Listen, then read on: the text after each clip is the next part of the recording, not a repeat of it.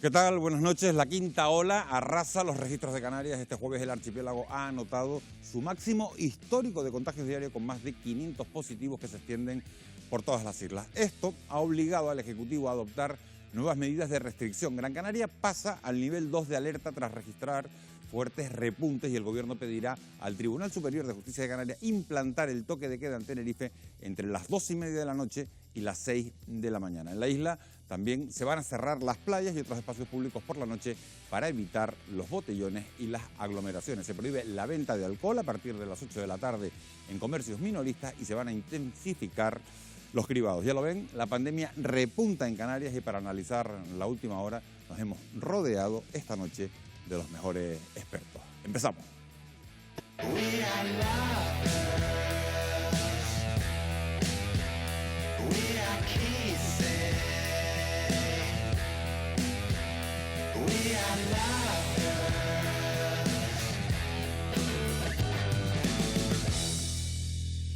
Bueno, pues quienes hayan seguido la programación de Televisión Canaria a lo largo de esta tarde-noche habrán comprobado cómo hemos alterado la parrilla habitual y después del Telenoticias 2 les hemos ofrecido en directo por parte de los servicios informativos esa rueda de prensa que ofrecía el consejero de Sanidad para dar a conocer las nuevas medidas que vamos a ir analizando, desgranando en los próximos minutos. Mañana recuperaremos la parrilla habitual con el programa Una Hora Menos que no ha podido emitirse hoy. Como les decíamos, nos hemos rodeado esta noche de los mejores expertos. Nos acompañan para hablar de estos últimos datos de la pandemia Ibelice Barrios, que es inmunóloga del Hospital Universitario de Canarias. Buenas noches, Ibelice. Buenas noches. Bienvenida. Nos acompaña también Ana Darias, que es la subdirectora de Atención Primaria de Tenerife. Buenas noches, Hola, Ana. buenas noches. Bienvenida Luis Ortigosa, miembro del Comité Asesor de Vacunas. Buenas noches, Luis. Sí, buenas noches, mira. Bienvenido una semana más y nos acompaña también María del Mar Tavío, que es profesora de microbiología de la Universidad de Las Palmas de Gran Canaria. Buenas noches, María del Mar. Buenas noches. Muchísimas gracias por venir esta noche. Empezamos, como siempre, con los datos que hemos conocido. La pandemia explosiona en Canarias y los nuevos contagios marcan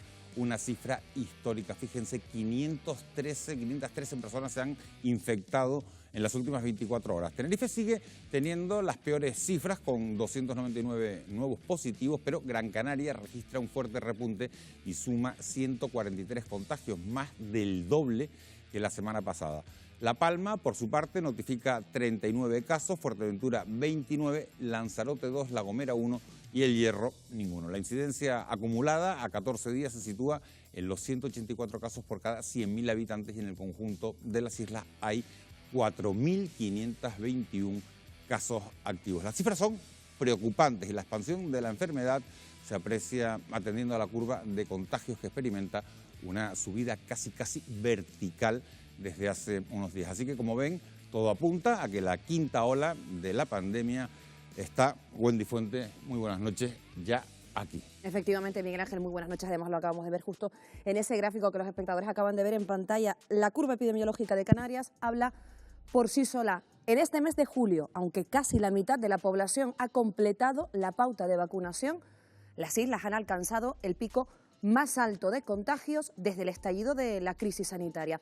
El cambio de tendencia también se refleja en la incidencia acumulada, que se sitúa en 184 casos por 100.000 habitantes en 14 días. Además, la tasa de positividad ya supera el 7%, lo que ha hecho que el archipiélago pase a nivel rojo en el semáforo COVID de la Unión Europea. Pero la preocupación continúa centrada en la población menor de 30 años. Entre los 20 y los 29, la incidencia acumulada en 2 semanas se dispara hasta los 234 contagios por 100.000 habitantes en 7 días y entre los 15 y los 19 años se sitúa en 306 positivos según los datos de Sanidad.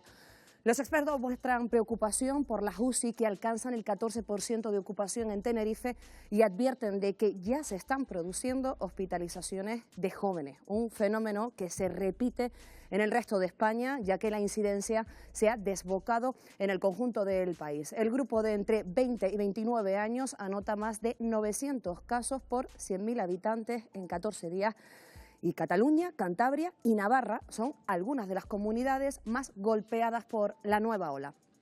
En Canarias, la cepa alfa, originaria de Gran Bretaña, es la dominante, mientras que la variante delta, procedente de la India, crece a pasos agigantados. Ya es responsable del 23% de los nuevos contagios en la isla de Tenerife y del 41% de los de Gran Canaria. Y los especialistas avisan de que se convertirá en la variante mayoritaria en las próximas semanas. Los datos que nos llegan desde Reino Unido, donde la Delta es la predominante, señalan que entre un 40 y un 60% más contagiosa y que aumenta el riesgo de hospitalización. Sin embargo, esta mutación preocupa, pero no alarma, porque su letalidad es similar a la del resto de variantes y las vacunas generan una importante inmunidad. Escuchen bien, el fármaco de Pfizer logra un 88% de efectividad, el de AstraZeneca un 60% y los fabricantes de Janssen y Moderna aseguran que sus compuestos que también ofrecen una protección alta y eficaz. Pero esta no es la única cepa novedosa, también lo es la de Lambda, que se detectó por primera vez en Latinoamérica y que ya ha llegado a España a través de un brote registrado en Cantabria. En estos momentos, España es el séptimo país con más casos y aunque los datos son escasos, la Organización Mundial de la Salud la considera una mutación de interés. Como ven, las variantes amenazan la desescalada de los países europeos, por lo que es muy importante no bajar la guardia. Esta es la radiografía de los datos y de la situación actual de la epidemia. Miguel Ángel. No se puede bajar la guardia, gracias Wendy, porque llevábamos 8 días, fíjense, con más de 300 casos diarios y hemos pasado de repente de los 300 a los 513 nuevos contagios en las últimas 24 horas. Y esa es la cifra más alta desde que se iniciara la pandemia. Con estos datos, le pregunto a Ibelice Barrios, ¿son suficientes las medidas adoptadas hoy o deberíamos adoptar otras como solicitar el estado de alarma? Yo personalmente no estoy de acuerdo con la restricción de derechos fundamentales en ninguna de estas circunstancias porque creo que el panorama que tenemos en el momento actual difiere enormemente del que nos llevó a solicitar el estado de alarma el año pasado. Ahora mismo tenemos las vacunas que, como bien han dicho antes, ofrecen una excelente protección, todas ellas frente incluso a las variantes de interés. Y lo importante ahora mismo es acelerar el proceso de vacunación. Quiero resaltar que esta incidencia tan elevada está en población que no está vacunada. El problema que tenemos es que hemos priorizado evidentemente a las personas de más edad porque son las que tenían más riesgo de sufrir COVID grave, de hospitalizar y de morir por COVID y de colapsar el sistema. Y ahora mismo estamos colapsando el sistema de atención primaria, quizás Ana Darias nos puede hablar un poco más de ese aspecto, ¿no? Y tenemos que cambiar los protocolos, cambiar el paradigma, pensar que 500 casos de día de hoy no son 500 casos de marzo del 2020, que no tienen las mismas consecuencias y que tenemos que adaptar los protocolos y las incidencias y las cosas que medimos de la pandemia para poder hacer las medidas. Luis Ortigosa, el Gobierno ha anunciado hace escasos minutos que va a pedir autorización al TCJ para establecer un toque de queda entre las 2:30 de la noche y las 6 de la mañana en la única isla que está en nivel 3, que es la isla de Tenerife. ¿Crees que es la medida que necesita la isla de Tenerife y se debería instaurar esa medida también en Gran Canaria? Sí, esa es una de las medidas. Yo difiero de Ibelice Barrios en el sentido, no es que estén en contra de que pongamos un nuevo estado de alarma y estoy totalmente de acuerdo contigo con que no podemos medir con la misma vara lo que pasó en marzo, abril y mayo que lo que está pasando ahora. Ahora mismo esto es la punta del iceberg, los 500 que son los 500 oficiales, hay muchos más. Lo que pasa es que tenemos que dar los datos que son oficiales. Entonces esta es la pandemia o la ola anunciada hace más de un mes. Las medidas estas tenían que haber sido tomadas hace más de 2 o 3 semanas. No solamente hay que hacer un toque de queda de 12:30 van a ser, de 12:30 a 6, sino que efectivamente hay que conseguir que no se reúna la gente de forma como lo están haciendo los jóvenes. Cuando uno ve la televisión y ve la cantidad de jóvenes, porque son jóvenes, en este caso no podemos decir que son de todas las edades. En este momento los jóvenes efectivamente, para colmo, no están vacunados y creen que efectivamente muchos de ellos dicen esto no va conmigo, a mí no me importa enfermarme, yo no voy a enfermar. Y les digo una cosa a los jóvenes, y esto no es meter miedo, Ibelice, esto es la realidad. De cada 100 jóvenes, uno afectado va a estar hospitalizado, ya son datos que tenemos. De estos de cada 1.000 jóvenes, uno va a estar afectado gravemente y probablemente de cada 10.000 jóvenes afectados, uno va a morir. Con lo cual, no es meter miedo a la población, sino que los jóvenes tienen que saber que no son inmortales, que además ellos están favoreciendo la transmisión de la enfermedad. Ana Darias, hablaba Luis Ortigosa de los jóvenes. Sanidad también ha decidido acelerar la vacunación precisamente de ese grupo, de los jóvenes, especialmente los que tienen entre 20 y 29 años. De hecho, ya se pueden intercalar grupos etarios. ¿Hay vacunas suficientes para inmunizar contra el reloj? A ver, de hecho, el grupo de 20 a 29 empieza la vacunación la semana que viene y de momento hay vacunas, pero eso no depende de nosotros, depende de la disposición que tengamos desde el Ministerio. Hoy sí hay vacunas, la semana que viene hay vacunas para las agendas que tenemos y más allá vamos a ver. Evidentemente nosotros estamos capacitados para intercalar grupos etarios y podríamos ir más allá, es decir, tenemos un músculo importante que podemos incluso intensificar más. Mira lo que pasó ahora el sábado y el domingo en el Santiago Martín, por lo tanto podríamos hacer algo similar con la población joven, pero para eso tenemos que tener la cantidad suficiente de vacunas para garantizar esa vacuna y las segundas dosis de los grupos que vamos poniendo, que no nos podemos olvidar, que no nos podemos escapar de la segunda dosis de ese grupo que completamente, si no estamos completamente vacunados, no hemos conseguido nada. María del Mar Taddeo, la atención también se centra ahora en otra variante, la variante Delta, ha dicho esta tarde, se han conocido los datos, es la responsable del 41% de los contagios en la isla de Gran Canaria, del 23% en la isla de Tenerife. A esta velocidad, la variante Delta podría ser mayoritaria en tan solo unos días. ¿Nos estamos enfrentando a una nueva avalancha de contagios? Bueno, lo hemos estado viendo en las semanas previas, como por ejemplo en la isla de Tenerife iban aumentando de forma vertiginosa los casos. Ahora afecta también a otras islas, a Gran Canaria, y estamos viendo que está implicada la variante Delta. Las previsiones a todos los niveles son de que justamente esta variante Delta se va a expandir y se va a convertir en una variante predominante justamente por su transmisibilidad.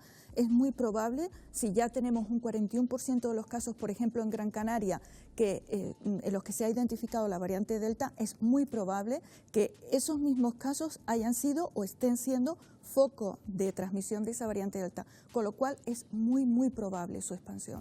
Te pregunto por otra variante que es un poquito menos conocida y es la cepa Lambda, sí, que es una nueva cepa que ya está presente en España. Aunque los primeros estudios indican que las vacunas de ARN mensajero mantienen su eficacia, ¿qué sabemos sobre esta mutación? ¿Es todavía más contagiosa que la Delta? Bueno, en principio la variante Lambda se conoce también como variante andina porque se identificó inicialmente en Perú y luego se ha expandido rápidamente por varios países sudamericanos. Se ha expandido no solo en Perú, en Chile, en Argentina también supone una parte importante de los casos. Lo que sabemos hasta hoy son pues las características que comparte algunas mutaciones, por ejemplo, la mutación en la posición 452 de la proteína espiga la comparte con la variante Delta y luego tiene una mutación que coincide con la variante Iota, que es una variante que se detectó hace algunos meses en Nueva York. Bien, entonces, en principio lo que sí sabemos por cómo se ha expandido en los países sudamericanos, es que es una variante con una más que probable alta transmisibilidad. No tenemos suficientes evidencias todavía para afirmar que pueda ser una variante de preocupación, por ahora es de interés, y no podemos afirmarlo porque habrá que ver realmente su incidencia en términos de morbilidad y mortalidad. Habrá que estar pendiente. En Tenerife, la incidencia, fíjense, en 7 días para los jóvenes de 20 a 29 años, ya ronda los 350 positivos por cada 100.000 habitantes, algo más de 150 en Gran Canaria. ¿Son los jóvenes ibelices los culpables de esta quinta ola o el problema es que hemos levantado las restricciones demasiado pronto? Yo antes que inmunóloga soy médico y los médicos tenemos un deber ético con las personas que enferman, no solamente de COVID, sino de cualquier otra enfermedad, de no culpabilizarlos por sus enfermedades. Hay muchas enfermedades, por ejemplo, tumores que se producen por infecciones, que a veces son de transmisión por ciertos hábitos sexuales, y nosotros en la facultad nos enseñan que jamás debemos de criminalizar a las personas que enferman. Y a mí no me gusta criminalizar a los jóvenes. Son, a día de hoy, el grupo de población que está sin vacunar, está sin proteger. Han esperado su turno para vacunarse y para inmunizarse. Es lógico que esta infección, que al final es un virus, el enemigo tiene que ser el virus. Los mensajes que tenemos que dar son en positivo. Estas personas están esperando sus turnos. Desde aquí sí que apelo a su responsabilidad para que aguanten un poco más, para que mantengan las medidas que sabemos que funcionan y sobre todo para que se vacunen cuando les toque su turno. Lo que sí tenemos que dejarles claro es que, como dijo Luis Ortigosa, no son inmunes, pueden morir, pero a mí no me preocupa que mueran. Hace una semana ha salido un artículo donde hablan de COVID persistente, más de 400 personas que sufrieron COVID leve, moderado, sin hospitalización. 1 de cada 3 a 7 meses posteriores sigue teniendo síntomas que amenazan su calidad de vida. Entonces no podemos dejar y decir, preferimos infectarnos porque vamos a así inmunizarnos. No, señores, hay que vacunarse. Ana, la ocupación de las UCI ha experimentado en las últimas semanas un crecimiento importante, los ingresos han crecido casi un 20% en el último mes y especialmente ha crecido la presión en atención primaria. ¿Cómo ha variado la presión asistencial en los centros de salud? ¿Temen ustedes que se pueda producir, Ana, un colapso? Tememos no, estamos colapsados ahora mismo, o sea, no tememos, veníamos ya sobrecargados anteriormente y mucho también en parte por lo que comentaba Ibelici de lo que supone el post-COVID. Hay muchas personas con sintomatología persistente, que además de la cual no se conoce mucho, que está soportada principalmente por atención primaria. Y ahora tenemos todos los casos positivos que tenemos que llamar diariamente y todos los contactos estrechos. Si tenemos 4.000 y pico casos activos, imaginarse eso repartido junto con el resto de atención, y esto es importante también señalar, estamos dejando de atender como nos gustaría hacerlo al resto de patologías que requieren igual importancia que el COVID, y eso va a tener una repercusión en el futuro muy muy importante y que bueno, y que ya está teniendo y que luego lo hablaremos en la siguiente mesa, como es el diagnóstico precoz de los cánceres, ¿vale? Entonces eso yo creo que nos está preocupando mucho, no tenemos capacidad estructural, no tenemos plantilla suficiente, además llega el verano, y creo que debemos de descansar y eso no lo vamos a poder arreglar, y estamos doblando, haciendo guardias y las urgencias también de atención primaria de los centros hospitalarios. La media de espera en una urgencia en un centro hospitalario ahora mismo puede ser de 5 a 6 horas, por lo tanto yo creo que es un tema que no hay tanta gente en UCI, pero fuera de UCI la presión es insoportable. Ayana, otro dato relevante que les contamos, las islas han pasado al nivel rojo en el semáforo internacional de la Unión Europea. La variante Delta está arrasando Europa y recientemente hemos conocido que un hombre que viajó desde la India y que estaba vacunado ha fallecido en Estados Unidos después de contagiarse. María del Mar, ¿está alterando la respuesta de los anticuerpos esta variante? Bueno, la variante Delta sabemos que tiene una alta transmisibilidad, pero también sabemos que las vacunas, tanto las vacunas ARN, la de Pfizer como la de Moderna, al menos por los datos que ellos facilitan, y también incluso la de Janssen y la vacuna de AstraZeneca son efectivas, por ejemplo, frente a la variante Delta. Incluso hay una publicación que está para salir en la que Johnson & Johnson indica que su vacuna además es efectiva, por ejemplo, frente a la variante Lambda, a esta que mencionábamos antes. ¿Qué es lo que ocurre? Que bueno, evidentemente las mutaciones lo que hacen es dificultar que la respuesta inmune sea todo lo efectiva que podría ser frente a la variante original, frente a la cual se han ido desarrollando las vacunas.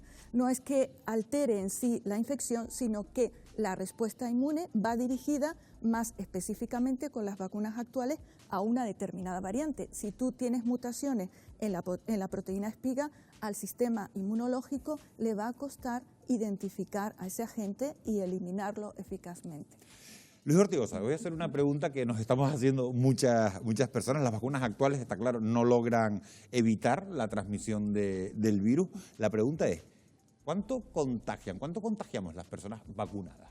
Hombre, las personas vacunadas incluso se están contagiando algunas, y ya lo sabemos, pero la buena noticia es que y además estamos hablando de personas mayores. Hay algunos centros donde hay personas mayores infectadas, pero que han recibido adecuadamente su vacunación hace ya 6 meses y no se han hospitalizado, no han muerto, con lo cual las vacunas están funcionando muy, muy bien.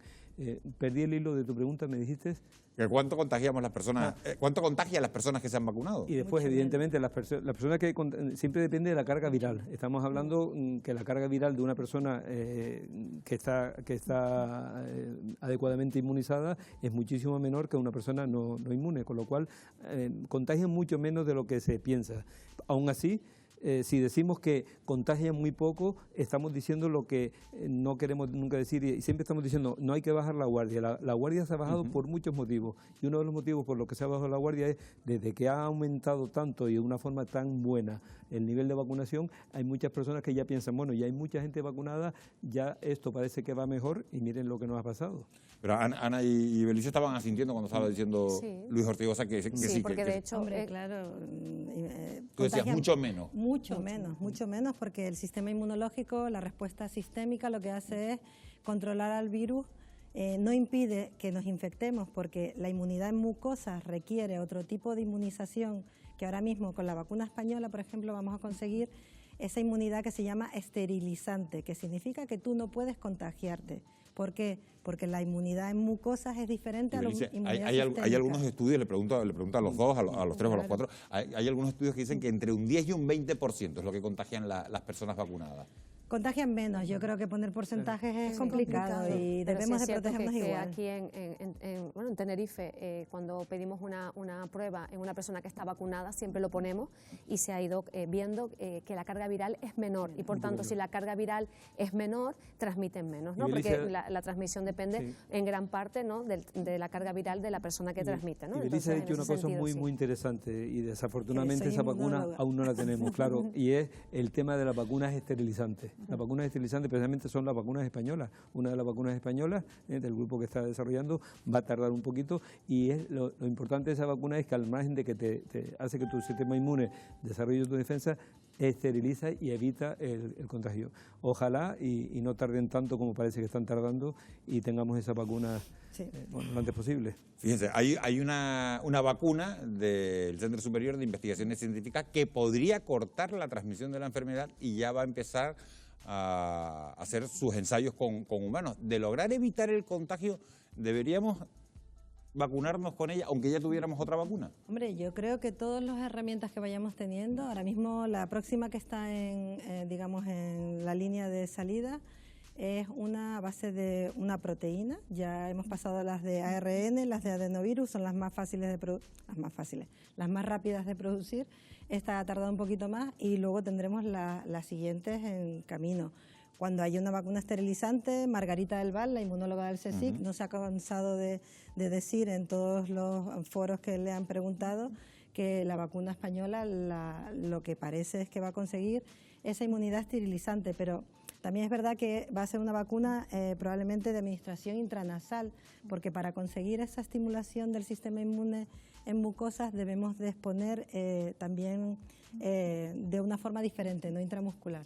Luis Ortigosa, ¿y deberíamos tomárnosla si es vía nasal o a pesar de tener la pauta completa de otros fármacos? Esa respuesta nadie, yo creo que ni de esta mesa ni fuera, te la puede dar en este momento. Hay que ver cómo se desarrolla. Tenemos que ir viendo la respuesta de anticuerpos de los que estamos vacunados con las distintas vacunas, cómo se mantienen en el tiempo, y si hay que volver a revacunarse, habrá que volver a revacunarse. Y si hay que volver, que es el tema que ella comentaba, a reformular vacunas, es decir, con las vacunas que tenemos, porque ya realmente las cepas, en este momento, yo no sé, la gente a veces se pierde con las cepas, cepas de preocupación, cepas de interés. En este momento hay 4 cepas que son las cepas preocupantes para la OMS y para todo el mundo, y están ya estas cepas de interés, que son estas 8 cepas de interés, y algunas de ellas puede hacerse de preocupación dentro de poco, con lo cual, de repente, dentro de 8 meses, pues las vacunas que ahora funcionan muy bien, hay que reformularlas, pero afortunadamente tenemos en el camino muchas más vacunas. Recuerden que siempre lo hemos dicho aquí, hay unas 200 y pico vacunas y con 8 plataformas distintas de investigación que se están desarrollando, con lo cual algunas vacunas pueden quedar un poco en el olvido, pero dentro de un año tendremos nuevas vacunas. Sí, efectivamente, como bien dice el compañero de tertulia, es importante que tengamos las herramientas, que conozcamos la forma de fabricar esas nuevas vacunas.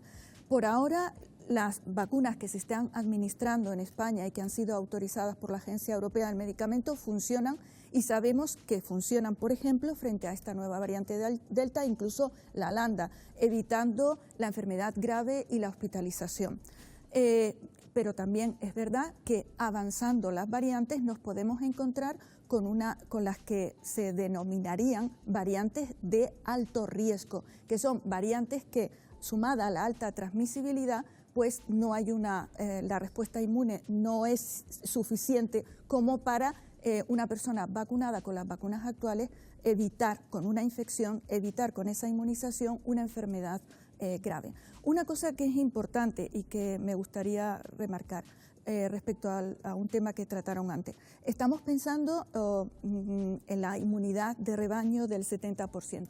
Con esta variante Delta ya se ha calculado que aproximadamente el RO puede estar entre 5 y 8. Esto significa que si para la variante inicial, frente a la que se han diseñado las vacunas, el RO estaba inicialmente en torno a 2,5, fijémonos que para la variante Delta está ya entre 5 y 8. Esto puede significar que para alcanzar esa inmunidad... ¿Pero qué es el rol? El RO es una persona infectada a cuántas personas es capaz de infectar. Personas no inmunizadas y personas que no mantienen la distancia interpersonal ni utilizan mascarilla. Ese es el RO. Al inicio estamos en torno a 2,5. Ahora, con la variante alfa, la conocida como británica, estaba en torno a 4, está en torno a 4. Para el caso de la variante Delta está en torno de 5 a 8. Esto significa que el nivel de inmunización que vamos a necesitar en la población para alcanzar esa inmunidad de rebaño va a tener que ser muy superior. Eso es lo que le iba a preguntar. Entre ¿Del 80, 70%? Entre el 80 y 90%. Cambia porque su estábamos tasa hablando de- del 70% antes y estamos hablando ahora del 80 al 90%. Ana Darias, a pesar de que en Canarias los veinteañeros pueden solicitar ya vacunarse, lo estábamos hablando antes, lo cierto es que esa franja entre 20 y 29 apenas ha llamado para pedir citas. Entonces la pregunta es, ¿están ustedes preocupados con eso, con que hayan llamado poco, o creen que al final los jóvenes acabarán inmunizándose y vacunándose al mismo nivel que el resto de la población? Preocupados estamos porque, son los mismos que tienen conductas irresponsables y que hacen que el virus se esté transmitiendo de esta manera. Es cierto que esta última semana parece ser que las cifras van cambiando y que parece que se están queriendo vacunar un poco más.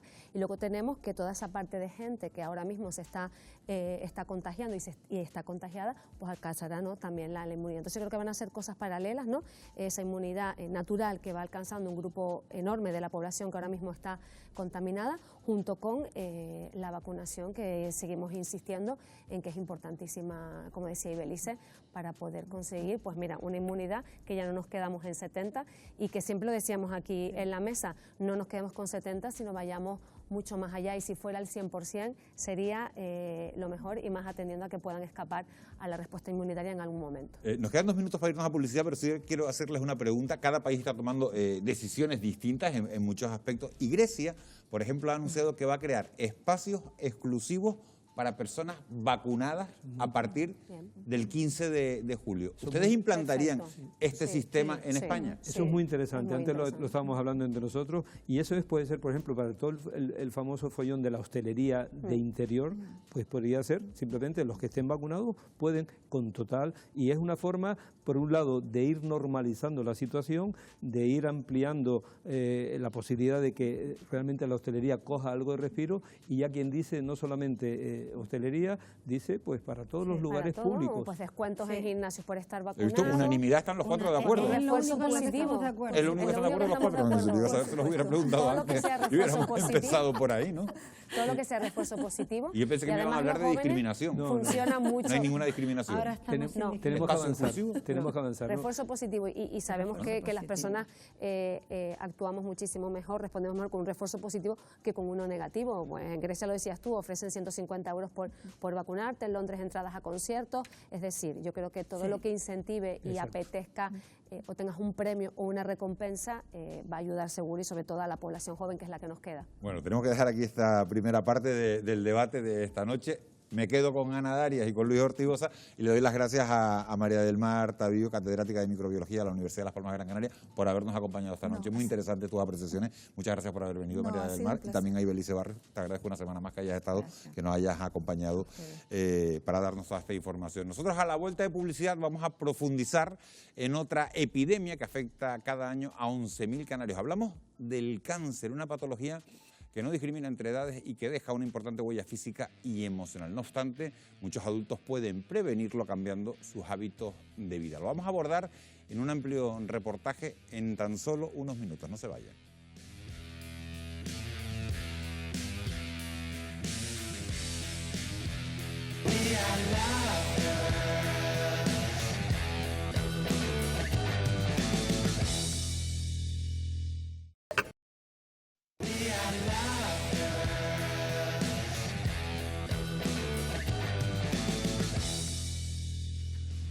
Bueno, pues seguimos aquí en directo en Televisión Canaria, en Fuera de Plano, cuando son las 10:30 de la noche, y vamos a hablar de enfermedades. Son muchas las patologías que han quedado a la sombra del coronavirus. El cáncer es una de ellas, aunque en los últimos años su detección y curación ha supuesto grandes avances y esfuerzos científicos. Para abordar este tema se incorporan a nuestra mesa de esta noche dos expertos más: Ariadna González, que es psico-oncóloga, docente en la Universidad de Blanquerna, en Barcelona, y miembro del Colegio de Psicólogos de Tenerife. Muy buenas noches, Ariadna, bienvenida. Buenas noches. Gracias por acompañarnos. Y está con nosotros también Jesús Blanco, que es oncólogo radioterápico del Hospital Dr. Negri. Buenas noches, Jesús. Buenas noches. Siguen con nosotros Ana Darias y Luis Ortigosa. El cáncer, como decimos, es la enfermedad del siglo XXI. Detectarlo rápidamente y no permitir su crecimiento es la clave a la que apuntan los especialistas para reducir las consecuencias físicas y emocionales en los pacientes. Y en el centro de la diana se encuentra la prevención, pero también la investigación para poder aumentar los índices de supervivencia. Lo vamos a ver en nuestro reportaje de hoy: el enemigo silencioso.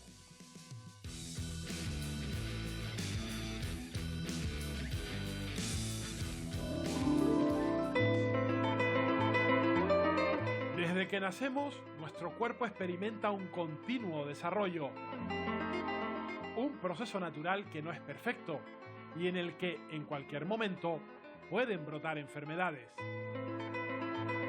Algunas son visibles y las podemos arrancar de raíz, pero otras crecen en nuestro interior, expandiéndose de manera silenciosa. Cuando dan la cara nos asustan, nos debilitan y nos obligan a iniciar un proceso arduo para conseguir erradicarlas.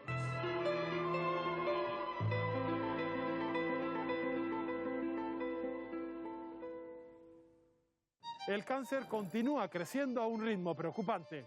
Cada año en Canarias se diagnostican de media más de 11.000 nuevos casos. Doctor Pedro Lara, oncólogo, ¿qué es el cáncer y cómo afecta a nuestro organismo? Pues bueno, el cáncer es un crecimiento de células descontrolado. Tenemos otros crecimientos de células descontroladas en nuestro cuerpo, como una verruga, por ejemplo. La diferencia es que esta proliferación de células, este crecimiento de células, es capaz de invadir otros tejidos e ir con metástasis a otras partes del cuerpo. Eso es lo que marca la diferencia entre un tumor benigno y un cáncer. Muchas veces tendemos a pensar el cáncer como una sola enfermedad. En el fondo no, son muchas enfermedades distintas con causas distintas. Por ejemplo, tenemos algunos que están claramente relacionados con el tabaco. Otros tienen una relación más importante con la obesidad. Otros, sin embargo, son por infecciones de virus. Bueno, doctor, preocupa el creciente número de cáncer entre nuestra población. ¿Por qué cada vez hay más casos? Se unen varios factores. Uno de ellos es que somos una sociedad cada vez más longeva. Hoy en día hemos cambiado por una dieta más bien menos mediterránea, con más consumo de grasas, con más consumo de carne roja y, desde luego, con más sedentarismo y una preocupante tasa de obesidad. Darling, darling, I'll turn the lights back on now. Watching, watching, as the credits all roll down, and crying, crying. En Canarias, el cáncer más frecuente es el colorectal, seguido del de próstata, de mama y de pulmón. No heroes, villains, one to blame. While wilted roses fill the stage, and the thrill is gone. Doctora Inmaculada Alonso, ¿por qué el cáncer de colon y recto es el más frecuente en Canarias? La obesidad es responsable hasta más del 15% de los tumores gastrointestinales. Aparte de la obesidad, también tenemos el tabaco, que multiplica por 2 el riesgo de cáncer colorectal, el alcohol. ¿Cuáles son los síntomas que deberían hacernos saltar las alarmas? Cuando vemos un paciente que de repente empieza con un cuadro de sangrado intestinal, un paciente que iba bien al baño y de repente empieza a sentirse más estreñido o con mayor cantidad de diarrea. También un paciente que empieza con más fatiga, que nos podría indicar que hay una anemia. Lo que intentamos con la prevención secundaria es hacer una prueba para detectar pacientes asintomáticos que tengan alto riesgo de padecer la enfermedad.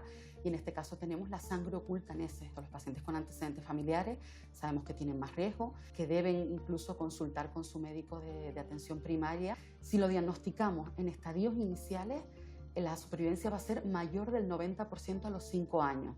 Hola, Minerva. Tú has sido diagnosticada con un cáncer de colon hace 3 años. ¿Cómo te sientes a día de hoy? Me encuentro bien, algo cansada porque son 3 años. Hemos empezado un nuevo tratamiento en el que confío y tengo ganas y fuerza y a continuar con ello a ver qué tal. Minerva, ¿y qué síntomas tenías? Porque estuviste dando tumbos por urgencias mucho tiempo. Empecé con varios dolores de barriga bastante fuertes, luego inflamación de estómago también, porque yo urgencia y lo que me diagnosticaba era estreñimiento. Y así en varias ocasiones hasta que, gracias a un TAC, se diagnosticó la enfermedad. Entro al quirófano y ellos, al salir a fondo me entero que me quitan un ovario, me quitan el colon, me quitan el intestino grueso y parte del intestino delgado. Sí me enteré por médico que iba a empezar la quimioterapia y fue cuando se hacía quimioterapia con cáncer. Y ya fue cuando se me vino viendo abajo. Es verdad que el tratamiento a veces no nos deja ver todo lo bien que quisiéramos, pero hoy en día se puede vivir con cáncer.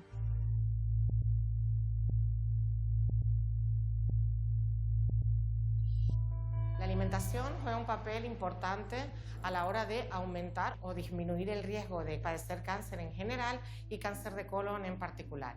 ¿Por qué? Porque hay alimentos que nos van a llevar a un aumento de este riesgo, como son un consumo excesivo de alimentos muy procesados, con mucho azúcar, salazones, encurtidos. Por el contrario, alimentos como las frutas y las verduras, que son ricos en antioxidantes, en polifenoles, pigmentos antioxidantes, vitaminas, nos ayudan a disminuir el riesgo de cáncer. Si diferenciamos por sexo, en Canarias el cáncer afecta más a los hombres que a las mujeres. Ellos suelen sufrir principalmente tumores de próstata y ellas cáncer de mama. Soleto, has superado un cáncer de mama. ¿Cuándo te lo detectan y cómo fue ese proceso? Fue en mayo del 2018. Me vi la zona del pezón hundida. Me hice la mamografía. A los 15 días fui ya a ginecología, entonces ya ahí me dijeron que era positivo, que tenía cáncer de mama. La herramienta fundamental para la detección del cáncer de mama es la mamografía. El programa de diagnóstico precoz de cáncer de mama de la Comunidad de Canarias inicia estos estudios a partir de los 50 años. No quiere decir que no pueda estar indicado empezar antes, sobre todo en aquellas pacientes que tengan antecedentes familiares. Y la mortalidad es muy, muy baja. Son 34.000 casos por año diagnosticados a nivel nacional, de las cuales solo mueren 2.500. Yo creo que las mujeres, que siempre son mucho más cumplidoras con las campañas de screening, están bien concienciadas con respecto al cáncer de mama. En tu caso, Nelson, te has pasado por un cáncer de próstata. Lo mío fue algo asintomático, porque me lo descubrieron creo que por casualidad. Me hicieron biopsia, me hicieron escáner, resonancia y resulta que todo daba negativo. Una vez que llevaron a analizar la próstata, tenía un 37% de células cancerígenas en la próstata. El cáncer de próstata es el tumor más frecuente en el varón en España y la mayoría de las ocasiones, en torno al 80%, se diagnostica cuando es un tumor localizado y haciendo el tratamiento adecuado se cura a la mayoría de los pacientes. No existe como tal una prueba específica para el diagnóstico de cáncer de próstata, sino una serie de procedimientos, la analítica, la exploración y pruebas de imagen. A partir de los 55 años lo que se recomienda es asesoramiento con atención primaria. Comparándolo con el cáncer de mama hay mucha menos concienciación. Cuando miras atrás y ves todo ese proceso, todo lo que han vivido, ¿qué es lo que pasa por la cabeza? Muy orgullosa. A todas esas personas que lo tienen, les pido que actitud y mente positiva. Veo que hay esperanza. El cáncer no es el final.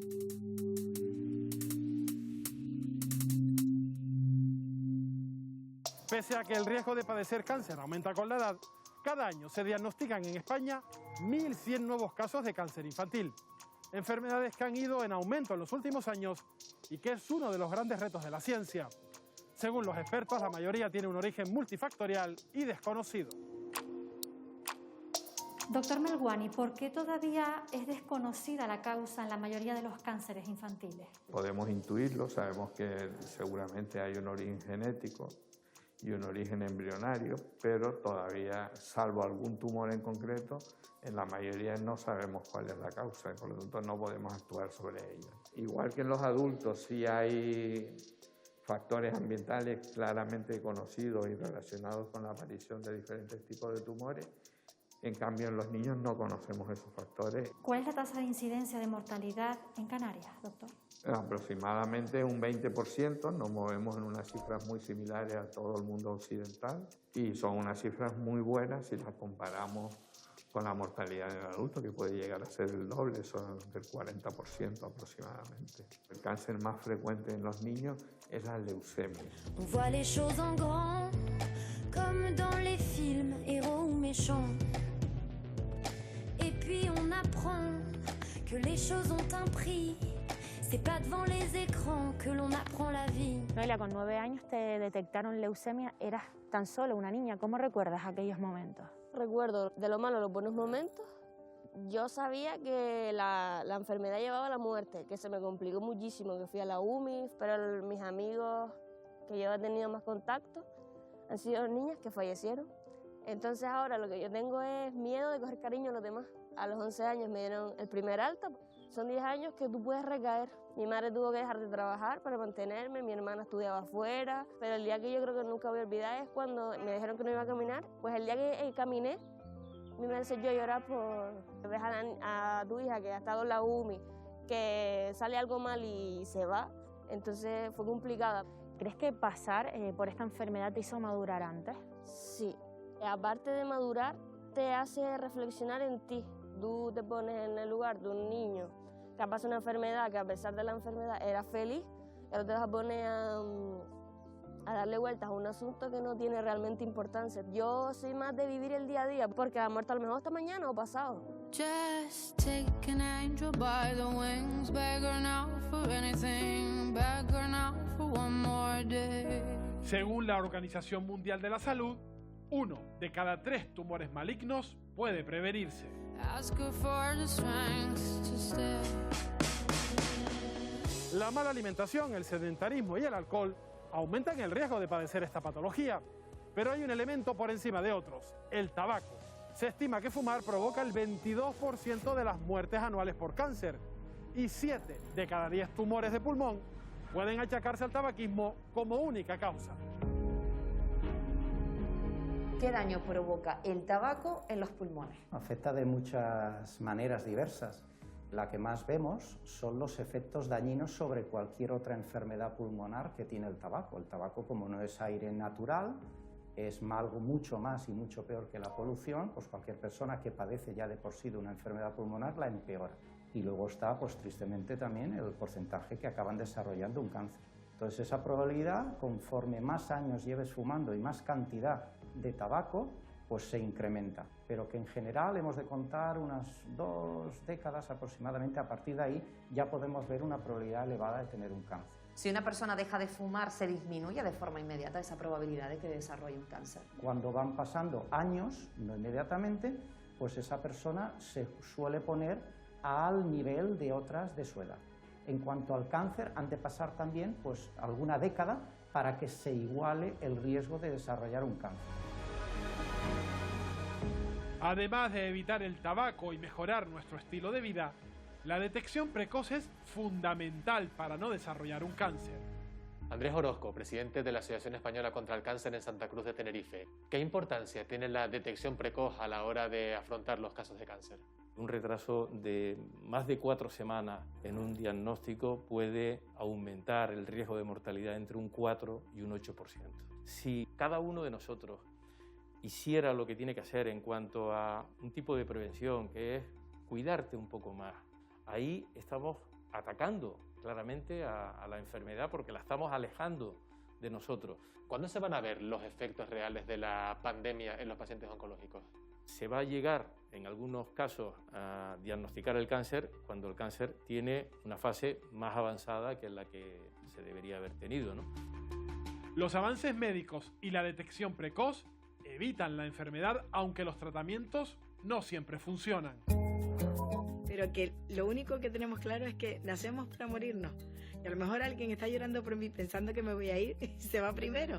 En 2015, Hilda lanzó su página de Facebook Sácale una sonrisa al cáncer. Tras varios años intentando superar sin éxito la enfermedad, ahora va a iniciar un tratamiento experimental. Hilda, ¿qué cáncer es el que tú padeces? Cáncer de mama, con metástasis múltiple y triple negativo. Realmente yo me lo detecté en el 2013, cuando estaba embarazada. Yo no he vivido pensando ni he vivido sometida pensando que estoy enferma. De hecho, nunca he querido que me traten como una enferma. Nunca he pensado en la situación de que me puedo morir o me voy a morir. He disfrutado la vida, siempre he sido así. Pero después de la enfermedad he aprendido a no convertir la vida en mañanas, en quedamos tal día, sino en momentos. Hilda, ¿cómo afrontas ese nuevo tratamiento experimental al que te vas a someter y qué es lo que esperan los profesionales de este tratamiento? ¿Qué esperan?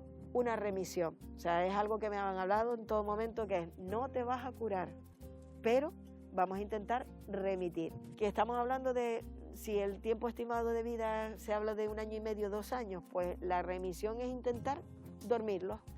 Que si se consigue, pues bienvenido sea. Y encima, pues imagínate, probando un ensayo que encima, que salga bien y eso consiga abrir la puerta y la ventana a tantas miles de mujeres que están en mi misma situación, y aunque no me ayude a mí, pero ayuda a la investigación.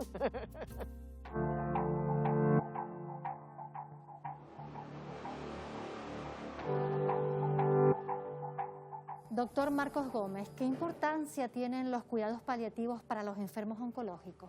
Pues tiene una importancia decisiva porque la medicina ha avanzado muchísimo en estas últimas décadas, pero por desgracia hay un buen porcentaje de pacientes que no se pueden curar y la única oferta razonable que se les puede ofrecer es los cuidados paliativos, que incluye, en el caso del dolor, analgésicos opioides potentes, con los cuales conseguimos aliviar o suprimir el 90-95% de dolor de los enfermos. No se trata tanto de prepararnos para una enfermedad mortal, sino aprender a vivir, prestando mucha atención a nuestros objetivos vitales, a las relaciones interpersonales.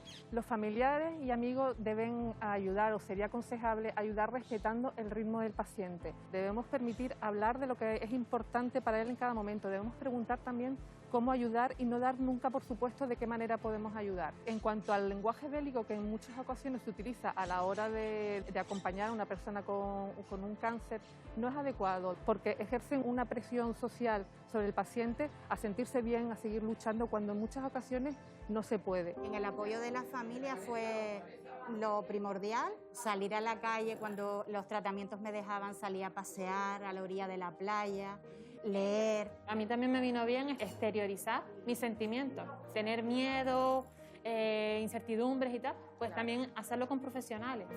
A pesar del choque emocional que puede suponer esta enfermedad, el cáncer se logra superar en la mayoría de ocasiones. Teresa Alonso, secretaria científica de la Sociedad Española de Oncología Médica. A día de hoy, ¿el cáncer es sinónimo de mortalidad? Creo que a día de hoy el cáncer no tiene nada que ver con lo que conocíamos hace unos años. Esto es debido a las actividades preventivas, que el ejercicio físico, el abandono del hábito tabáquico, del hábito enólico, la vacunación y por último el gran avance que está habiendo en terapias que están consiguiendo que haya más pacientes que se curen y que los pacientes en los que no podemos lograr esa curación podamos hacer que vivan más. El kit de la cuestión es la detección precoz y es en lo que tenemos que trabajar. Y en nuestro país, Teresa, ¿podemos hablar de avances en cuanto al cáncer? Un gran avance está siendo la capacidad que estamos teniendo los diferentes profesionales que nos dedicamos al tratamiento del cáncer de poder trabajar de forma multidisciplinaria y de forma conjunta. Otro avance muy importante y es pacientes cuyo tumor puede tener una alteración genética y esta alteración genética nosotros seamos capaces de tratarla, de atacarla con un fármaco. Más de la mitad de las personas con cáncer se curan y en otro porcentaje importante se convierte en una enfermedad crónica en la que los pacientes pueden llevar una buena calidad de vida. De hecho, y gracias a la investigación, los expertos confían en que las cifras de supervivencia continúen en aumento a pesar del constante incremento de los casos.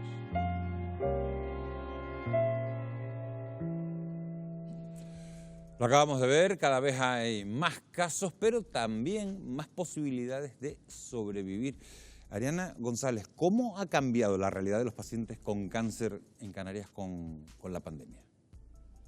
Hombre, yo creo que el hecho fundamental de que al restringir el acceso al acompañante en muchas de las salas de espera de muchas de las pruebas, les ha afectado negativamente a nivel de afrontamiento en el sentido de que van con mucha más incertidumbre, van con más miedo, han perdido quizás ese apoyo de, bueno, pues me distraigo, hablo con mi prima, hablo con mi pareja, hablo con no sé quién.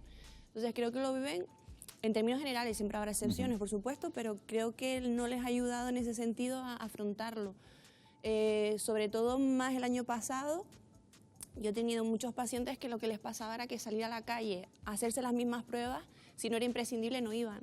Gente que tenía dudas de si podría tener un problema las retrasaba por miedo a contaminarse. Cuando estaba esa incertidumbre de somos, no somos población de riesgo y hasta qué punto, o sea, creo que ha aumentado aún más el miedo. Los índices de ansiedad suben. Y bueno, ya sabemos que si la ansiedad no se gestiona bien, al final también puede llevar a trastornos depresivos, con lo cual ayuda no les ha generado en ese sentido, bajo mi punto de vista. Jesús, el colorectal, el de próstata, el de mama, son los 3 tipos de cáncer más frecuentes en este archipiélago. ¿En cuánto se ha avanzado y cuál es ahora su posibilidad de supervivencia, su tasa de supervivencia? Pues mire, yo pienso que en el ámbito de la oncología se ha avanzado muchísimo en los últimos años, gracias a que tenemos nuevas técnicas quirúrgicas, nuevas técnicas en el ámbito de la oncología radioterápica y nuevos tratamientos sistémicos que favorecen pues, el control de la enfermedad. Pero fundamentalmente en estos 3 tipos de tumores, de próstata, de mama y del colorectal, yo pienso que fundamentalmente la clave está en los métodos de detección precoz, los métodos de screening. Aquí afortunadamente en la comunidad disponemos de métodos de screening precisamente en el cáncer colorectal, un programa que lleva implantado 10 años, o el cáncer de mama que funciona a la perfección y tiene ya una permanencia de casi 20 años. Y es importante transmitirle a la sociedad que el diagnóstico en estadios iniciales de la enfermedad hace que la posibilidad de curación aumente enormemente y esto se traduzca en un aumento de la supervivencia. Por otra parte, también hay que decir que el estadio de la enfermedad de manera temprana pues también hace que los tratamientos sean mucho menos agresivos, más conservadores y por lo tanto la calidad de vida y la situación funcional del paciente también sea mucho más llevadera, que son 2 aspectos importantes a tener en cuenta en el ámbito de la oncología. Hablaba Jesús, Ana, de la detección pronta de la patología. Hay un dato que nos ha llamado mucho la atención preparando el programa: la mortalidad puede aumentar hasta un 8% si el descubrimiento de los casos se retrasara solo 4 semanas. ¿Qué avances se han hecho en la atención primaria de las islas para incrementar esa detección precoz del cáncer? ¿Cómo ha afectado la crisis sanitaria todo esto? Bueno, por un lado se ha avanzado mucho en el diagnóstico precoz y la atención primaria. Tenemos muchas más herramientas y recursos que no teníamos antes y que solo estaban a nivel hospitalario. Por lo tanto, ya desde atención primaria podemos empezar a hacer esas pruebas complementarias para llegar al diagnóstico. La crisis sanitaria a nosotros nos ha afectado mucho porque nos ha colapsado, como veníamos hablando antes, las consultas y porque nos ha retrasado el tiempo de detección o de sospecha de ese tipo de cualquier tipo de cáncer, ¿no? Lo que antes a lo mejor teníamos en un periodo corto de tiempo en el que venía el paciente a la consulta, hacíamos una buena historia clínica y pedíamos unas pruebas, se nos ha avanzado o se ha retrasado muchísimo.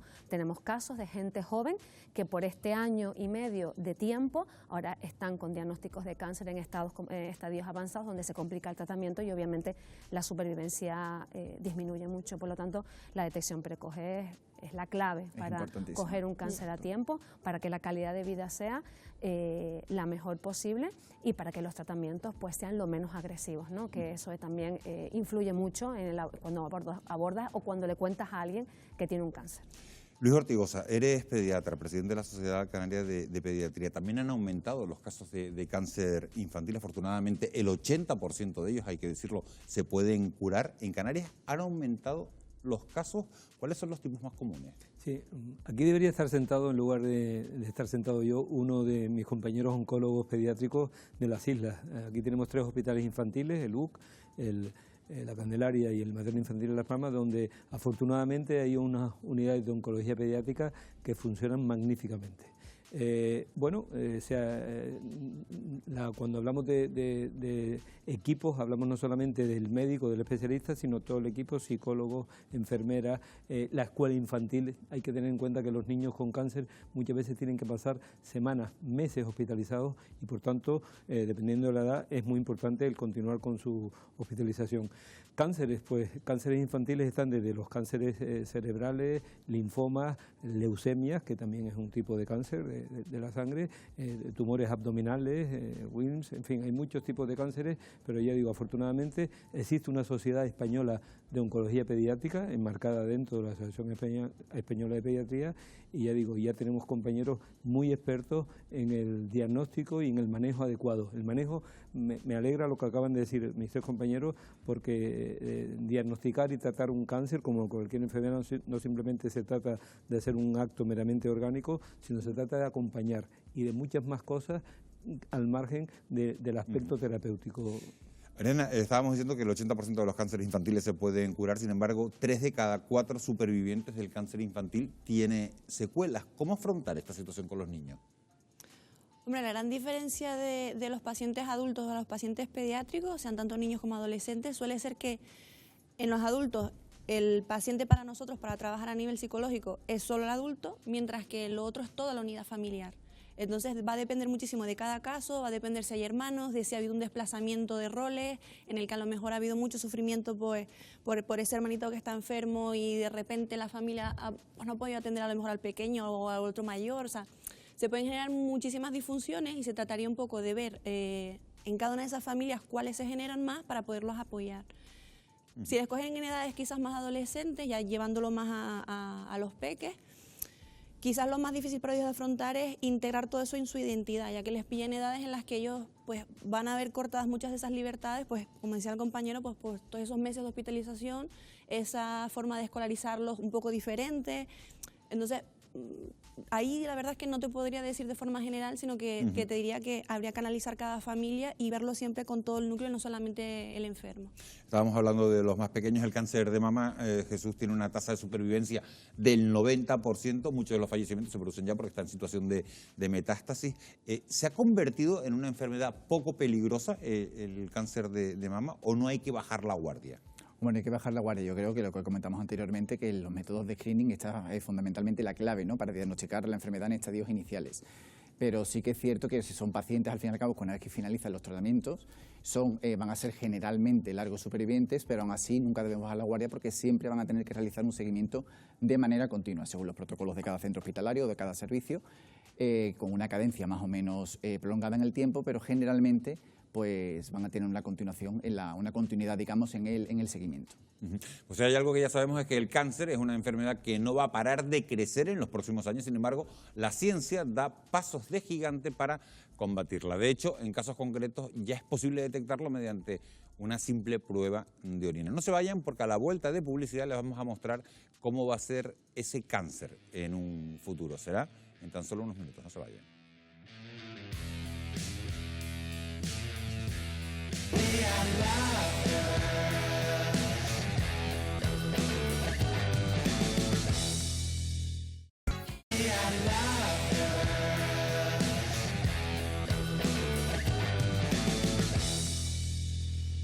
Ya estamos de vuelta. Se prevé que de aquí a 2030 los diagnósticos de cáncer crezcan un 60% en todo el mundo por causas muy diversas como el cambio climático y con una distribución de recursos muy desigual. Sin embargo, la investigación es el único camino para intentar frenar su mortalidad, porque mientras la enfermedad gana terreno, la ciencia afianza la vida. Lo vamos a ver en la segunda parte de nuestro reportaje de esta noche. Los avances científicos han logrado prolongar nuestra esperanza de vida, pero el envejecimiento es el factor de riesgo más importante en el desarrollo de un cáncer. De hecho, esta enfermedad se ha convertido en un indicador del desarrollo económico y social. Europa registra el 23% de los casos, pese a concentrar tan solo el 9% de la población mundial.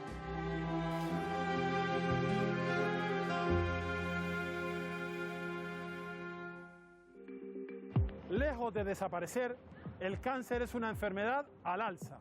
Cada año se detectan unos 19 millones de casos en el mundo, pero la Organización Mundial de la Salud calcula que en 2040 se diagnosticarán más de 30 millones, lo que equivale a un crecimiento del 60%. La mayoría de estos nuevos diagnósticos se producirá en los países desarrollados.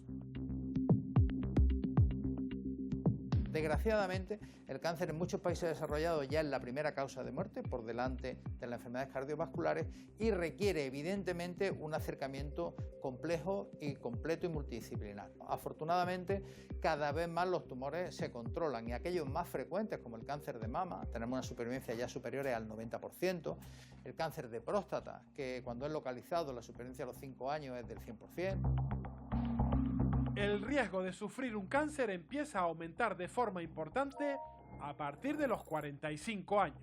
Doctor Otón, jefe de Oncología Radioterápica del Hospital Universitario de Canarias, ¿por qué a partir de los 45 años podemos sufrir más riesgos de padecer un cáncer? Probablemente las células van envejeciendo y es una acumulación de defectos en su genoma, en sus cromosomas, en sus genes, lo que al final termina por crear el cáncer. ¿Es cierto que el cáncer avanza más lento a medida que nos hacemos mayores? En términos generales, sí. Hay algunas excepciones, como el cáncer de tiroides o el del endometrio, probablemente porque el cáncer en las personas jóvenes tiene más un componente genético, hereditario, mientras que en las personas ancianas suele ser la acumulación de la exposición a sustancias cancerígenas lo que termina por producir el cáncer. Doctor, ¿y se pueden dar supuestos en los que los efectos secundarios de la quimioterapia puedan ser peores que el propio cáncer? De la quimioterapia, de la radioterapia o de la cirugía. En ese caso, deberíamos no actuar, deberíamos no aplicar el tratamiento si en la valoración inicial pensamos que el tratamiento va a generar más perjuicio que beneficio. La esperanza de vida de las islas, igual que la media española, irá aumentando progresivamente en los próximos años como lo ha hecho en los años anteriores. En esa incidencia de todas esas patologías vinculadas al envejecimiento de la población, pues una de ellas es, por ejemplo, las enfermedades oncológicas, ¿no? Pero también es verdad que se está produciendo una mejora en el tratamiento, en la curación de esas enfermedades, con lo cual la esperanza de vida aumentará. Hacen falta más recursos destinados a ese sector de la población, porque ese sector de la población va a crecer y va a tener más repercusiones en ese tipo de enfermedades. Las futuras generaciones tendrán que enfrentarse a una mayor incidencia de esta enfermedad debido, entre otros factores, al cambio climático. Se estima que en los próximos años se incrementarán los tumores pulmonares, gastrointestinales y de piel. Cuando se habla de cambio climático, cuando se habla de calentamiento global, tenemos que hablar, por supuesto, de contaminación atmosférica. Y eso determina una subida muy importante del cáncer. Hay estudios, investigadores que hablan del 5% del cáncer de la piel, pero incluso del cáncer de pulmón y del cáncer de intestino. Cada día tenemos aquí en España, debido a la subida de la contaminación atmosférica, 92 muertos cada día. No se puede pensar en un estado de salud si estamos rodeados de un ambiente tóxico.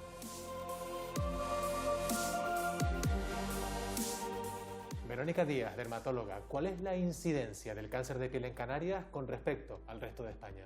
Pues en Canarias la incidencia es similar al resto de España y el número de casos ronda el 4,6 cada 100.000 habitantes. Ha aumentado la incidencia y también la edad en la que aparece el cáncer de piel. Indudablemente el diagnóstico ha mejorado, cada vez son más los pacientes que se diagnostican en una fase inicial de la enfermedad. ¿Cuánto tiene de realidad esta frase que tantas veces hemos escuchado de que la piel tiene memoria? El cáncer de piel se asocia sobre todo a las quemaduras solares en edad infantil. Con los años y cada vez con mayor frecuencia empiezan a verse esos signos de que sufre un daño y pueden ser inicialmente como manchas, pero luego existen lesiones premalignas que ya nos sirven como factor de alarma y sucesivamente pues hay cáncer de piel. Tú eres un paciente que padece cáncer de piel. ¿Cuándo te detectan a ti esta enfermedad? Pues hace unos 10 años. Me salió un pequeño bulto en el pómulo y cerca del año, nada más verme el dermatólogo, lo primero que me dice, entrando en la consulta, ¿viene usted por lo que tiene aquí? Sí, pues eso es un carcinoma. Y a partir de ahí hasta el día de hoy pues han sido unos 7 carcinomas. Juanma, ¿y cuáles son los tratamientos que están a disposición de las personas que padecen cáncer de piel? El tratamiento que hago yo siempre es cirugía. Me quitan el carcinoma. Es verdad que alguno que no ha llegado un poco a evolucionar, pues me lo quita me lo quema, pero la mayoría de las veces ha tenido que quitar cirugía, porque el carcinoma hay que eliminarlo en superficie, pero también en profundidad.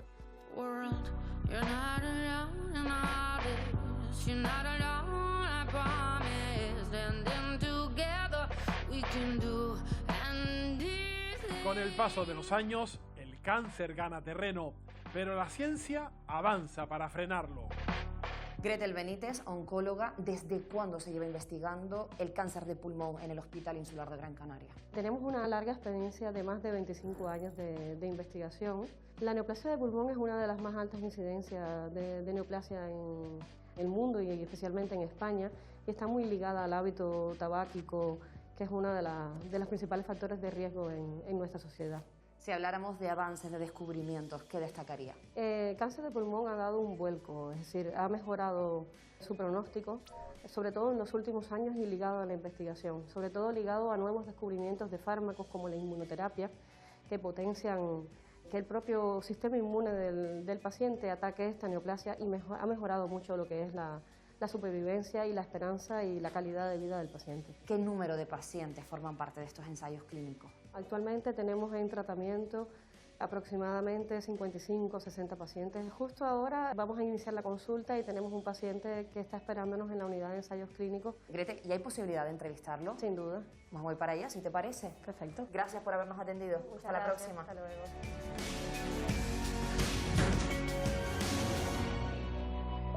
Hola, Juan Pedro, paciente de estos ensayos clínicos en el Hospital Insular. ¿Qué beneficios le aporta estos ensayos clínicos a usted? Primero, tranquilidad y después saber que por mi parte y de mi familia es lo mejor que podemos hacer para encontrar la mejor solución al problema este. Ellos esperaban mantener el daño ahí, que no avanzase, y cuando ven se ha reducido un 14%. La inteligencia artificial ha contribuido a mejorar los métodos de detección precoz hasta el punto de que con una simple muestra de orina se puede descubrir un cáncer de mama. Every second that the urine is inside the blue box, this box is sending the signal to the cloud. Judith Giró, inventora del Blue Box. ¿En qué consiste este dispositivo? Es una box, una cajita, ¿no?, que tiene 9 sensores dentro que son específicos para biomarcadores de cáncer de mama. Es decir, es sensible a unos compuestos químicos que están presentes en tu muestra de orina si tienes cáncer de mama. Si todo va bien, podrás tener una Blue Box en tu casa y de forma periódica, en la frecuencia en la que tu médico te recomiende, pues tú y todas las mujeres de tu familia podréis obtener una muestra de orina, introducirlo dentro de la Blue Box y de forma automática se hace un análisis. Judith, ¿y cuándo se podrá comercializar y cuál será su precio? Podría llegar al mercado en el mejor de los casos en unos 3 años. En cuanto al precio del mercado, unas 10 veces menos que el coste que ahora mismo tienen las mamografías, ¿no? La tecnología también ha hecho posible que se pueda detectar tejido tumoral en el cerebro gracias a una aplicación desarrollada por investigadores de la Universidad de Las Palmas de Gran Canaria. Una técnica que ha generado interés en el resto de Europa, Estados Unidos y Japón. Gustavo Marrero, con tu equipo como investigadores han desarrollado una aplicación que supone un gran avance en los estudios de oncología. ¿En qué consiste? Claro, la base de toda esta tecnología es intentar ir más allá de lo que puede ver el ojo humano. Y lo que hemos hecho ha sido aplicar la tecnología hiperespectral a la detección de tumores cerebrales en tiempo real. Y eso es lo que nos permite detectar tumores muy pequeñitos con mucha precisión. Lo que hacemos es, como vemos en esta imagen, superponer a la imagen real que ve el neurocirujano una imagen en falso color donde le indicamos en rojo dónde está el tumor, en verde dónde está el tejido sano, en este caso en azul está el tejido hipervascularizado, sangre, venas, arterias, y en negro ponemos el background. Y de esta forma el neurocirujano tiene una ayuda adicional. En un órgano tan delicado como el cerebro, un error de 1 centímetro puede ser terrible. ¿Cuándo veremos esto hecho realidad? Ahora mismo esta tecnología, digamos que está en fase experimental. Ya hemos demostrado, llevamos 56 operaciones. Ahora que hemos demostrado que funciona, le toca a la empresa el utilizarla y el hacer un estudio clínico amplio antes de meterlo en el mercado. Durante el siglo XX se registraron 3 grandes avances contra el cáncer: la radioterapia, la quimioterapia y las terapias dirigidas, pero ahora, en el siglo XXI, ha irrumpido la inmunooncología. Javier Puente, oncólogo médico, ¿en qué consiste la inmunooncología? La inmunooncología es un concepto en el cual englobamos todas aquellas estrategias de tratamiento que tienen como objetivo, de alguna forma, hacer que nuestro propio sistema inmunológico acabe eliminando o controlando a las células tumorales, al cáncer en general. Y ya sabíamos antiguamente que a veces nuestro propio sistema inmunológico es capaz de derrotar al cáncer. Y lo que hemos hecho ha sido aprender un poquito más y mejor cuáles son los mecanismos que utilizan los tumores para mantener frenado nuestro sistema inmunológico, y con nuevos medicamentos, que es esto que llamamos inmunooncología, somos capaces de liberar el freno a nuestro sistema inmune y finalmente eliminar el tumor. Al tratarse de una terapia tan novedosa, ¿qué tipo de beneficios ofrece y cuáles quedan por descubrir? Podemos decir que lo que se mantiene de alguna forma repetida en todos los tumores es que somos capaces de que algunos de nuestros pacientes logren responder, que la respuesta se mantenga mucho tiempo, a diferencia de lo que ocurría con las terapias antiguas. Un porcentaje, como os digo, del 15 al 20% son compatibles con largos supervivientes. Luis, ¿en qué consiste el tipo de cáncer que tú tienes? El cáncer que yo tengo se llama mieloma múltiple, es un cáncer hematológico de la sangre. No, tratarse de una enfermedad desgraciadamente incurable, aunque es tratable, lleva una serie de líneas de tratamiento. Entonces, inicialmente en mi caso, lo que se hizo fue un trasplante autólogo de células madre, lo que se llama un trasplante de médula, pero de mi propia sangre. Yo recibo una dosis fija semanal de esteroides, de desametasona, y también me están dando otros 2 fármacos, vamos a decir, principales. Son inmunoterapias, son anticuerpos monoclonales. La inmunoterapia consigue que estas sustancias, estas moléculas, reconozcan y ataquen directamente a las células malignas, pero con menos efectos y tal vez con más eficacia. ¿En qué consisten esos efectos secundarios que te genera todo ese ciclo de medicamentos? Esos tratamientos no son tan, vamos a decir, tan tóxicos o tan desagradables. Sí es verdad que tengo efectos secundarios, como pueden ser efectos gastrointestinales, dolor de cabeza, dolores articulares, pero no quiero decir que sean insalvables, porque yo, dentro de lo que cabe, llevo una vida relativamente normal. Gracias a los nuevos tratamientos, se ha conseguido que en los últimos 25 años la tasa de curación del cáncer haya pasado del 35 al 65%, llegando incluso al 90% en el caso del cáncer de mama. Y lo hará gracias, por ejemplo, a trabajos como el que lleva a cabo el Centro Nacional de Investigación Oncológica sobre los telómeros.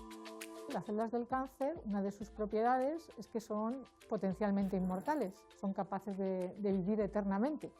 Y eso lo hacen gracias a que mantienen sus telómeros siempre jóvenes. Esto lo hacen con una enzima que se llama telomerasa, que es capaz de realargar los telómeros cortos. En el caso del cáncer, lo que queremos es destruir los telómeros de las células tumorales. Pero para mejorar los tratamientos contra el cáncer es necesario potenciar la investigación, un asunto en que España invierte la mitad que el resto de países desarrollados. Luis Pazares, presidente de ASEICA, ¿invierte España mucho dinero en investigación contra el cáncer? La inversión en investigación en España, comparativo con el PIB, es muy bajo.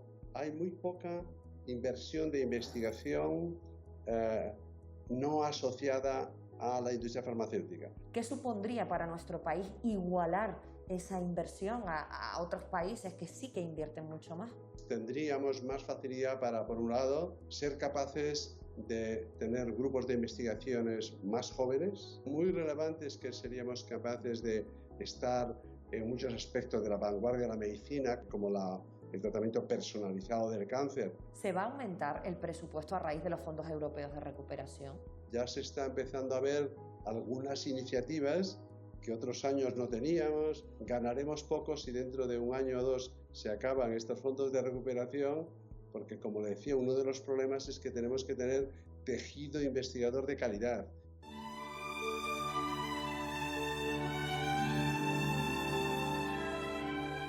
Quizá nunca lograremos arrancar de raíz el cáncer en nuestra sociedad, pero la investigación es el único camino para lograr que esta enfermedad sea prevenible, curable o cronificable.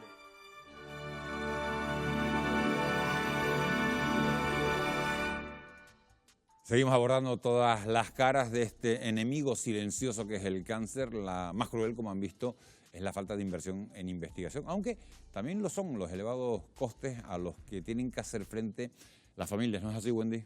Así es, porque según la Asociación Española contra el Cáncer, nuestro país invierte la mitad que el resto en las naciones desarrolladas en estas enfermedades. Es el único territorio europeo que no ha recuperado la inversión perdida con los recortes de la pasada crisis de 2008. En general, desde la anterior recesión, los fondos para la investigación han caído un 21%, aunque en el caso del cáncer, esta entidad denuncia que destinamos un tercio de lo que dedica Francia, una cuarta parte de Alemania, o una quinta parte de los presupuestos que dedica Estados Unidos. Y las consecuencias de no aumentar la financiación son claras para los expertos. Si hoy dejáramos de investigar esta enfermedad, 1 de cada 3 mujeres y 1 de cada 2 hombres la sufriría en un futuro. Además, cada 2 minutos se diagnosticaría un nuevo caso y cada 4 habría un fallecimiento. Potenciar la investigación es vital para paliar los costes económicos y sociales que provoca el cáncer en España. Unos costes que, según una investigación de la consultora Oliver Wyman, ascienden a unos 19.300 millones de euros, más del doble que el presupuesto total de Canarias.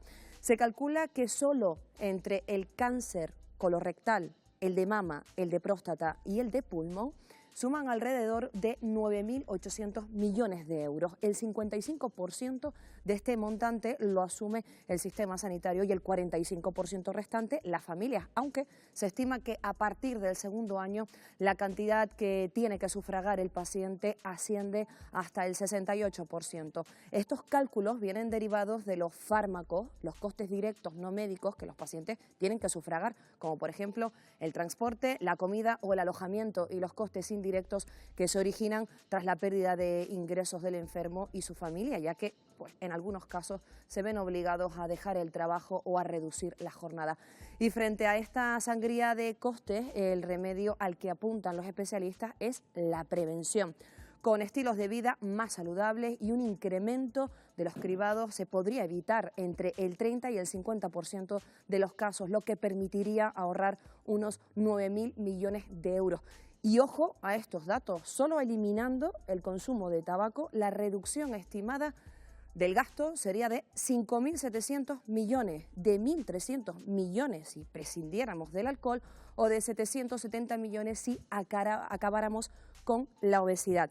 Es evidente que la investigación necesita de una buena inyección de fondos en nuestro país. Y para hablar de todo ello, ya tenemos al otro lado del teléfono al oncólogo y miembro de la Sociedad Española de Oncología Médica, Emilio Alba, al que ya saludo. Muy buenas noches, y aprovecho directamente para preguntarle, España invierte en investigación contra el cáncer la mitad que el resto de países desarrollados y es el único país europeo que no ha recuperado la inversión desde la crisis de 2008. ¿Por qué cree que sucede esto? Bueno, España invierte la mitad que los demás países de su entorno contra el cáncer y contra todo, ¿no? La investigación, los presupuestos de investigación en España son la mitad prácticamente que en los países de nuestro entorno, fundamentalmente Europa, ya mucho menos si lo comparamos con Estados Unidos o Corea del Sur, ¿no? ¿Por qué ocurre esto?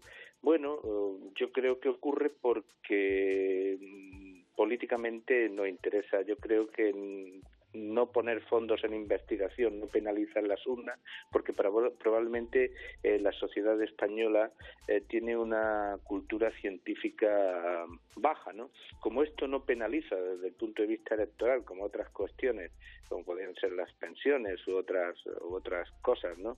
Pues yo creo que no se le presta suficiente atención política. Creo que esa es la causa. A pesar de que la inversión en investigación no es la deseada, siguen apareciendo nuevos avances contra la enfermedad con los que se están usando en inmunoterapia o investigación genómica. ¿Cuáles cree que serán las técnicas y tratamientos clave en los próximos años? Bueno, usted lo ha explicado, ¿no? Las dos grandes vías de investigación que hay actualmente en el tratamiento del cáncer son la inmunoterapia, el aprovechamiento del propio sistema inmune del paciente estimulado por determinados fármacos que luche contra la enfermedad, y esto es verdad que ha conseguido éxitos importantes en tumores como el cáncer de pulmón, el melanoma o el cáncer renal. Y la otra gran vía de investigación y avance es lo que se llama medicina de precisión, ¿no? Identificar alteraciones genómicas en el tumor que permitan tratarlo específicamente, ¿no? Por tanto, estas dos estrategias de tratamiento, la inmunoterapia y la medicina de precisión, yo diría que hoy día son las puntas de lanza de la investigación del cáncer. Emilio Alba, gracias por su intervención esta noche. Muy buenas noches. Y aprovecho y me quedo con la primera respuesta. Voluntad y financiación, Miguel Ángel, para avanzar en esta lucha contra el cáncer. Gracias, Wendy. Les voy a preguntar a nuestros invitados de esta noche directamente también. Jesús, la supervivencia de los pacientes con cáncer aumenta entre un 1 y un 2% anualmente gracias a los avances científicos. ¿Vamos a mantener esta tasa o el coronavirus ha supuesto un freno? Yo te puedo decir que durante la pandemia, desde el inicio de todo este tiempo, desafortunadamente, los servicios de oncología no han sufrido ninguna situación de freno. Me refiero, nosotros hemos continuado tratando a los pacientes con el mismo ritmo. Es más, incluso te podría decir que la pandemia nos ha favorecido en cierta forma porque hemos trabajado de manera diferente. Es decir, hemos tenido consultas perfectamente programadas, no queríamos aglomeraciones en las salas de espera, queríamos que los pacientes entrasen a tratarse a su hora y, por supuesto, pues ya te digo, situaciones que favorecían siempre a todos ellos. No, dime. Sí. Bueno, un breve inciso que quería hacer acerca del comentario que hizo el doctor Emilio Alba. Yo creo que sí, que el futuro está en la investigación del cáncer, pero también es importante invertir en la prevención más básica, es decir, divulgaciones, promoción de la salud, que le digamos a la gente cuándo tiene que acudir al médico, cuáles son esas indicaciones básicas para que ellos se alerten y sepan cuándo tienen que recurrir a un especialista, a un determinado especialista, que muchas veces nos remontamos a situaciones bastante complicadas, en temas políticos, en temas de financiación y demás, pero yo creo que desde el ámbito más básico, desde esa información que le podemos dar a la población, desde charlas en asociaciones, en hospitales, en centros de atención primaria, también es una importante inversión en la promoción de la salud y sobre todo en la prevención que tanto nos interesa. Ariana, aunque la sanidad pública cubre el tratamiento contra el cáncer, también es cierto que hay tratamientos novedosos que solo se encuentran en la medicina privada. ¿Cómo gestiona una familia saber que no puede acceder a un tratamiento determinado por no tener dinero? Pues no lo gestiona. O sea, realmente es una realidad con la que se van a topar. Intentarán buscar todos los apoyos, entiendo que en la mayoría de los casos, intentarán buscar esa financiación, intentarán apoyarse y buscar recursos en asociaciones, en centros de investigación y demás, pero suele ser bastante habitual que, por ejemplo, cuando hablamos de uno muy típico, cáncer de mama metastásico, los propios pacientes están viendo la necesidad de agruparse para reclamar esos fondos, pues como muchos hemos visto muchas veces en redes y demás, bajo ciertos hashtags, bajo ciertas promociones de esa salud en lo que se está pues justamente diciendo eso, mira, las familias no podemos pagarlo o no existe o hace falta investigación para poder llegar y realmente es un mazazo muy muy fuerte. Luis Ortigos, hace poco aterrizaba en España la radioterapia más puntera contra el cáncer infantil, la que emplea protones en lugar de rayos X. Esta técnica ya está disponible en una clínica privada de Madrid y va a ser una realidad también en centros públicos de Cantabria y de Cataluña. ¿Cuesta más que este tipo de avances lleguen al archipiélago? Dependiendo del tipo de tecnología, tampoco se trata de tener en cada isla un aparato de última definición, y eso ha pasado cada vez que se ha introducido pues un nuevo avance médico. no sé lo que tardará y la necesidad, quizás ustedes como oncólogos tengan mejor respuesta que yo, pero... Yo ahí sí que podía precisarle Sí. a Luis, porque sí que es cierto que desde el año 2019, más o menos hace 2 años, tenemos 2 unidades de protonterapia a nivel nacional, desde el cual se puede acceder a través de cualquier centro que pertenezca al territorio español. De hecho, existe una comisión que al fin y al cabo no deja de ser más que un comité multidisciplinar donde se tratan los casos y se ve cuáles son los candidatos idóneos para ese tipo de tratamiento. El tratamiento con protones no es ni más ni menos efectivo que el tratamiento que hacemos actualmente con radioterapia con fotones. Simplemente tiene algunas ventajas, sobre todo en pacientes pediátricos, ¿de acuerdo? Más que nada para evitar toxicidades en el desarrollo futuro.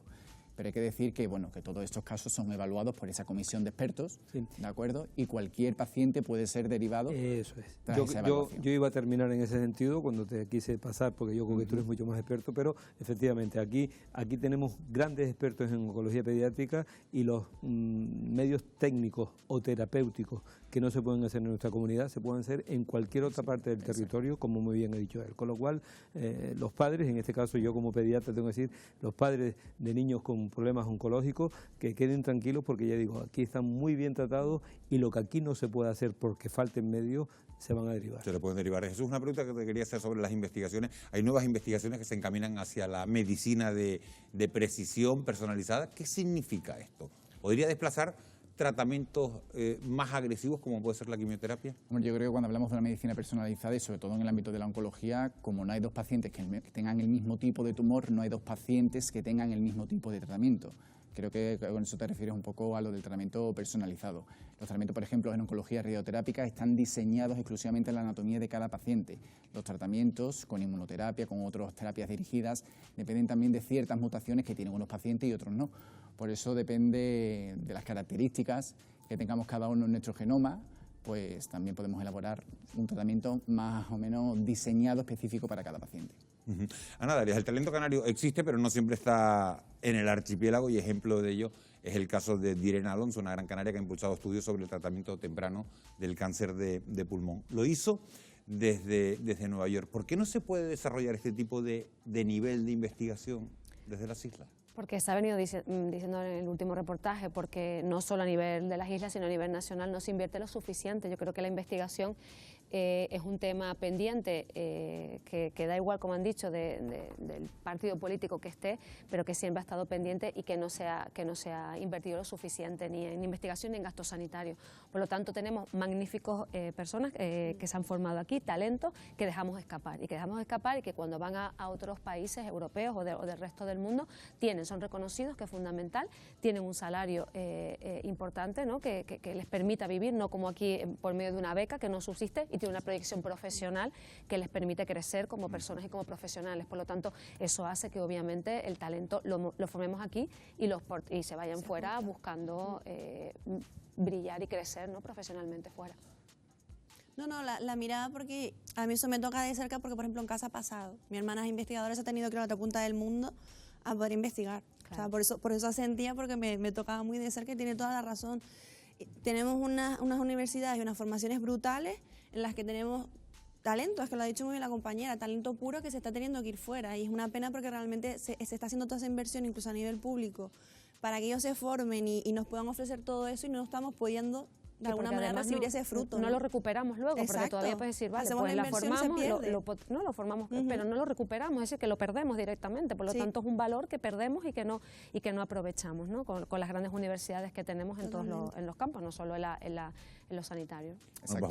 Y disculpa, yo creo que tenemos que hacer un poco de autocrítica en esto, porque es una situación que llevamos viviendo ya varios años, el déficit cada vez es mayor y la verdad es que poco hacemos por solucionarlo. Vamos a ver si se puede revertir esta situación. Vamos a quedarnos con ese mensaje de positividad por lo menos esta noche. Ideas, ¿no? Yo de verdad que les agradezco a los 4 que hayan participado, a Ana y a Luis Ortigosa, a Ana Darias y a Luis Ortigosa, que nos hayan acompañado durante todo el programa, porque han sido muy interesantes sus aportaciones de esta noche, y de verdad que ha sido un descubrimiento también Jesús Blanco, oncólogo radioterápico del Hospital Dr. Negrín de Gran Canaria. Muchísimas gracias por haber venido. Y Ariadna, que ha pasado un poco de frío esta noche aquí, me decía con el aire acondicionado del plato, pero estas son las cosas de la televisión en directo, Ariana. De verdad que muchísimas gracias por habernos acompañado y habernos ilustrado con tu conocimiento. Muchísimas gracias sobre todo a ustedes por haber estado un jueves más al otro lado de la pantalla. Hemos hablado del COVID, hemos hablado de la investigación contra el cáncer. Gracias de verdad por haber estado al otro lado de la pantalla, y cuando son, bueno, pues cuando son ya las 23:34 de la noche, las 12:25, nos despedimos. Gracias por su compañía, que tengan ustedes un muy feliz descanso.